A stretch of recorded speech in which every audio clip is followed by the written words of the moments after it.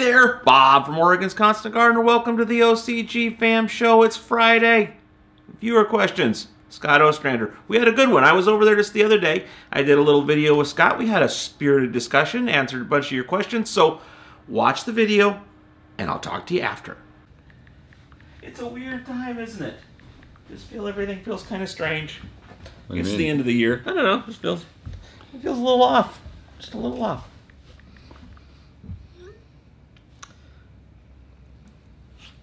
You ready for some viewer questions? Sure. Okay. Do you recommend... This is from Lou Ustica. Ustica? Where are you seeing the name? Oh. Right there. Sure. Okay. Do you recommend a particular brand of microbe that works well with the nectar line? Sure. I do. Watch like 82 hours of other videos on the same channel. But there are lots of microbials out there, right? I mean, depends. Yeah. Do you want to brew your own tea? Make your own compost tea. Do you need something that's super... Come on in. Did I just hear that? I thought I heard someone. Who's there? Emily, what do you want? Well, I guess... I don't need anything. I was just going into the other office. Oh. From my point of view, we know the microbe life and the culture biologics because we know those guys, we know it works, and we don't... It doesn't make sense to have 50 different ones. But it's not that those are the only ones that work. There's other ones that work just fine, I would assume, right? I guess, I don't know. Sure.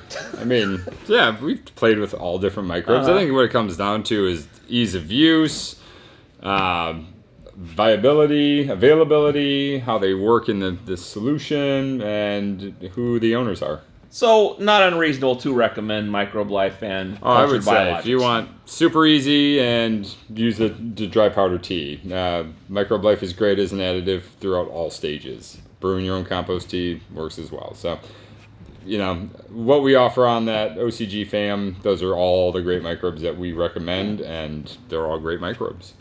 Booyah. I mean, that's not really answering your question. Not well. I guess we both feel like reluctant to, like, you know, don't use this or do use that or whatever. Use what works for you. But I think we kind of know these guys, and that's why we recommend them. We have a relationship with those companies, and only because we believe in what they do and what they believe in. So there's why we work. Well, I think with culture too, they kind of had an eye toward making it to work with nectar to some extent. They all do. Okay. That's how that works. That's how that works. The water in your town's designed to work with nectar in your garden. And they reached right out to me and said, hey, we're making water in eastern Pennsylvania just for nectar growers in the inner city. I said, booyah! Nectar Fam. That's hashtag. That's all the kids are doing it. All the kids these days. I guess. That's awesome. Eric Wynn. No. Eric Wren says, can you use Plant Amp from Cutting Edge and your calcium products together? Asking because of the pH drift from Plant Amp. Sounds like he's using the Plant Amp. Wants to use our stuff. Doesn't know if they are going to mess each other up because of the pH. As long as the pH is drifting and not slamming, you're fine. But just keep your eye on that pH drift. That'd be my biggest concern. We do work with Plant Amp with a lot of customers. That's how we promote a lot of our magnesium. But if you're having a constant, it might be something different too. What's in your water source that's creating that drift? That something in our stuff is reacting to something in your water. Because I haven't had a lot of people tell me that Plant Amp. Now the silica products will make pH drift. Yeah. Because it's mostly a silica dioxide or some kind of hydroxide. Plant Amp is like just because it's not. We're not talking about Mag Amp. We're talking Plant Amp, right? I'm not sure what's in Plant Amp. I don't know that one. But a lot of people use the Mag Amp. Yeah, for Mag Amp, then you're fine. Yeah. Okay. Yeah, no, I mean, the pH part, as long as you're not drifting above 7 and below 6.0, you're fine. You're not going so far down as to kill it, and you're not going so fast as to make it deleterious in that fashion. Or hurt your microbes by having it go from a 6 to 9 overnight. Sure. Because they don't like that. No, that wouldn't be good. Rob Play Joker has a long question here. Let's see if we can get in here. It's a book. I've got a question for you guys. Bob, can you please ask us to answer why there is such a lack of overall potassium levels in your nutrient line? It talks about a lot of different things with... okay, well, let's just go for it. I've been watching the nutrient market for years now, and it seems like all the newer cannabis nutrient companies like Advanced, Blue Planet, Elite, Cold War Organics. Cold War Organics? That's a terrible name for a company. Yeah. To name a few, all have notably high potassium levels. I didn't, want to be mean to those guys. You name your company whatever you want. So these companies claim that the peace spike is for flowering is a myth, and that you actually need more potash. Some even claim to have had plant tissue testing done and found potassium to be needed far more than phosphorus. I understand your line is calcium driven, but speaking from experience, the only product that I've that has ever given me respectable flower from a size and structure standpoint is the high potassium bloom boosters. There are even studies out there that show that some fruit and vegetable plants require higher levels of potassium to put the mass of their fruit. I am aware that K can impede in the uptake of calcium, but since your line has so many sources of calcium, all of which I use, this has never been a problem for me. Any elaboration on this suspect would be greatly appreciated. Been trying to figure this out for a while. Well, PK boosters it's monopotassium phosphate. It's a very simple, cheap product to put in, and what it does is it promotes the uptake of water in the form of potassium. And so a lot of people like it for yield because it swells up the fruit on the vine, but it's swelling it up with potassium boost. And it's a water source. It's fine. It's a great way to do it. However, we find that it carries out the bad terpenes in the plant. We're getting duller notes. We're getting mute overtones. We're not getting the full gamut of what the plant's supposed to be expressing. We've done a lot of studies, and the downfall is we're going, all this information is, you're right, by research, that's what the research says. Well, also by research, we realize that science is really theory, and the reality to that is our whole industry has been trying to pump volume, pump weight, pump load, and what they do is they oversell you on monopotassium phosphate in fancy little PK booster bottles, and all you're doing is forcing more water into the fruit at the end stages of the plant, which puts on more weight, in theory, until it dries out, and then you end up with more larf, or more hay, or more muted flavors and smells, and that's usually because of the potassium. Now, when we've done all of our runs, our tests, our experiments, our greenhouses, all the stuff we've done, what's in cocoa fiber, what's in worm castings, what's in peat moss, what's in all these different organic materials and amendments that we're adding into the medium, we're using our calcium to create that bridge between the potassium in the soil and the calcium in our liquids to drive that into the plant.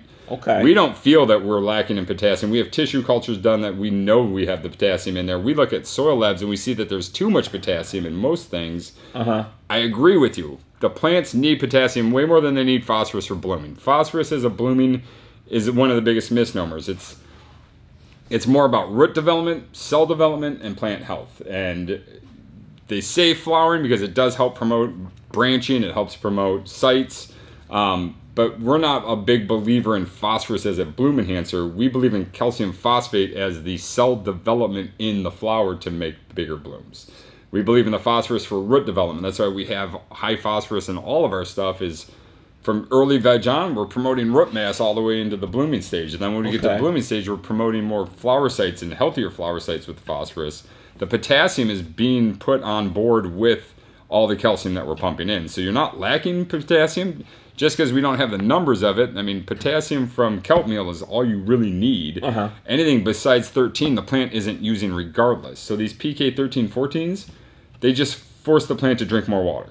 So this is weight on there that is water that's going to cure out back to where it would have been before. Dry out, not cure out. It will just... I mean, you dehydrate, you remove water. So if you start with 10 pounds of weight, you're going to end up with 1 pound of weight because the water is the weight that goes away. But if you're running calcium, that's promoting things like lipids, fatty acids, fatty tissue, oils, resins, well, that's the weight that doesn't evaporate off because it's a fatty acid or an oil. And the oils, when they're... That's what ends up. That's what it is. That's the stuff. Yeah, so you know, we've done. We've added the high potassiums with our line, and it promotes bigger flowers. There's no question, but it doesn't necessarily mean you're going to get more weight. Okay. And it is important. It is something the plant needs. I mean, when I was 12, I remember my grandma saying, NPK is up, down, and all around. So nitrogen's for growth, phosphorus is for roots, and the potassium's for general health. So we love our kelp meal. The Poseidon enzyme is a great product. We put a bunch of kelp meal in our potting soils for that reason. But it's to promote the general health of the plant through potassium, but over potassium, we think most people overuse it because they're promoting more water uptake than they are promoting healthy plant tissue. Okay. That'd be my 2 cents on that. Good answer. Good answer. Okay. But good question, and it is true, because I get that often, and it really comes down to PK boosters are just monopotassium phosphate. So you can keep buying those, or you can literally go to your local feed store and just buy some soluble monopotassium phosphate. So I guess what you're saying is he's not wrong here about the importance of potassium, but when you're talking about these potassium boosters, these are often things that shove water into the plant. It's the source. It's the source, and that's it. A lot of people want us to make a PK booster, but it's nothing that's in our wheelhouse as far as, we don't feel that that is a beneficial thing for plants on these high PK boosters. Okay. The plant can only access so much, so we're trying to give it what it can use in the natural forms versus force feeding it in the synthetic form. Cool. Okay. Jack Russ says, so you are in the last 2 weeks of flowering cycle. No, you are in the last 2 weeks of flowering cycle. I am not. He is. He is. Not me. I think he's speaking, I know. Don't you tell me where I'm hypothetically speaking. So, see, I just said, like, so you're in the last 2 weeks of flowering cycle and you're into flush. Do you still you say it that way. Yeah. Do you still give the girls tea, or do you just stick to flushing in the last couple of weeks?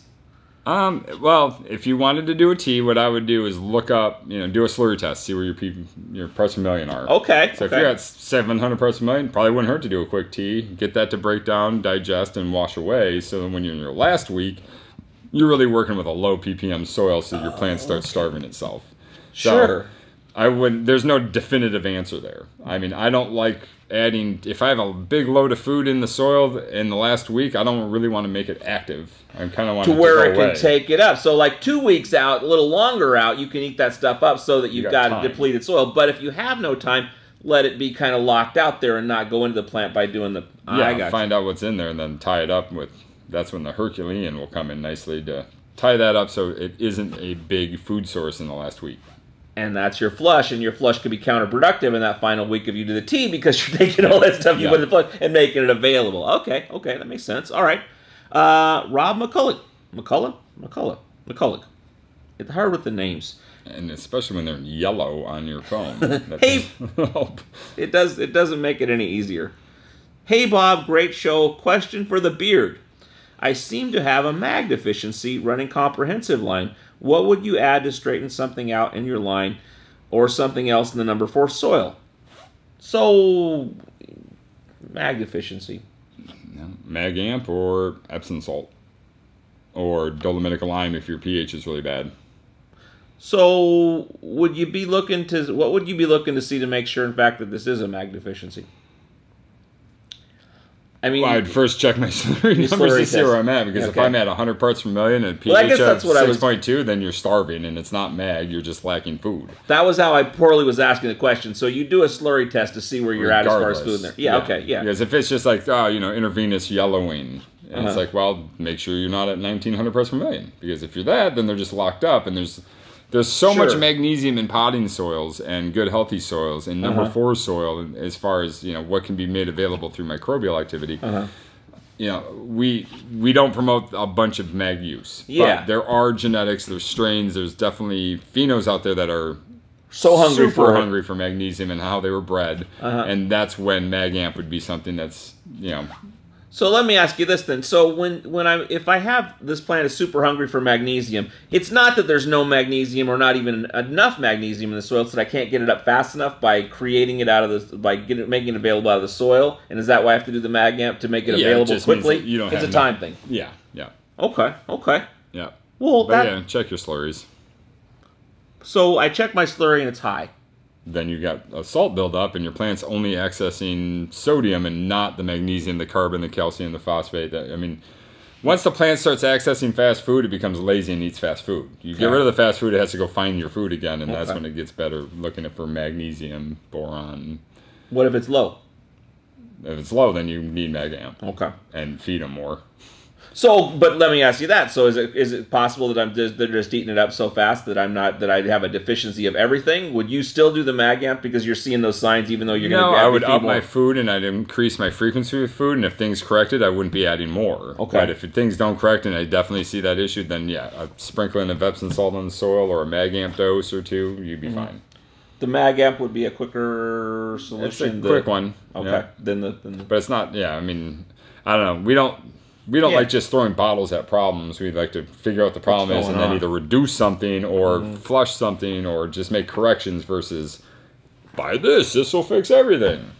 But when you do your slurry test, you're kind of like you may fix the problem. You don't even know what it is by getting the right slurry. Generally, if your numbers are in point, you don't have issues. You don't have a problem. Yeah, and that's it. And now if your numbers are 6'4" and your parts per million are 320 and then you're having mag issues, that's a mag hungry plant.